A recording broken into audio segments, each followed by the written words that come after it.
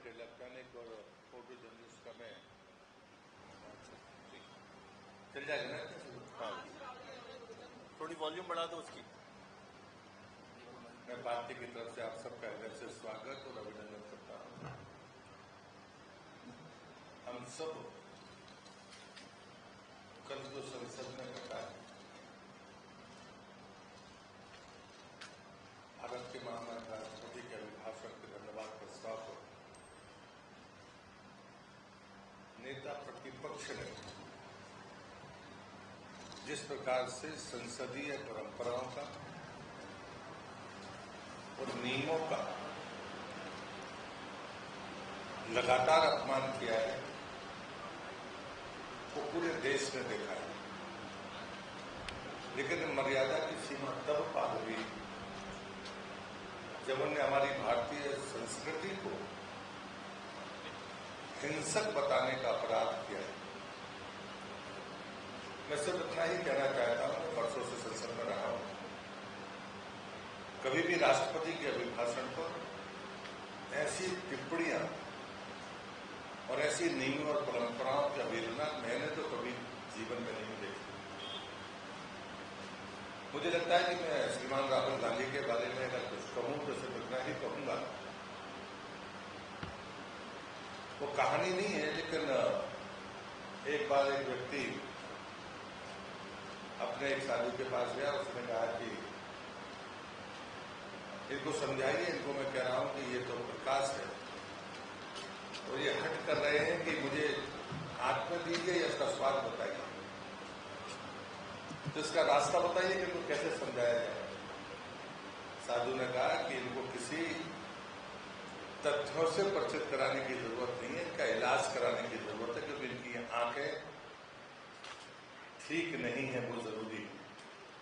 पर मैं राहुल गांधी के बारे में इतना ही कहूंगा कि वो सो नहीं रहे हैं, सोने का बहाना कर रहे हैं। एक हिडन एजेंडा है कांग्रेस का।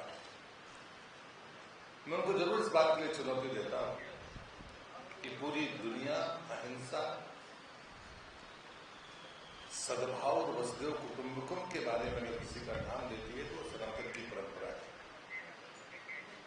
हमने किसी के बच्चों को दीवार में चुनवाकर अपने धर्म के बारे में चर्चा नहीं की।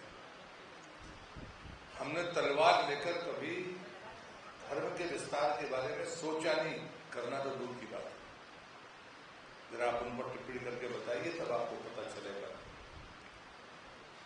लेकिन मैं ये जरूर कहूंगा कि राहुल गांधी जैसे लोग जो नेता प्रतिपक्ष हैं, पहले ही दिन उन्होंने सदन के भीतर अपनी मंशा जाहिर कर दी है कि आने वाले 5 सालों में उनका एजेंडा क्या है।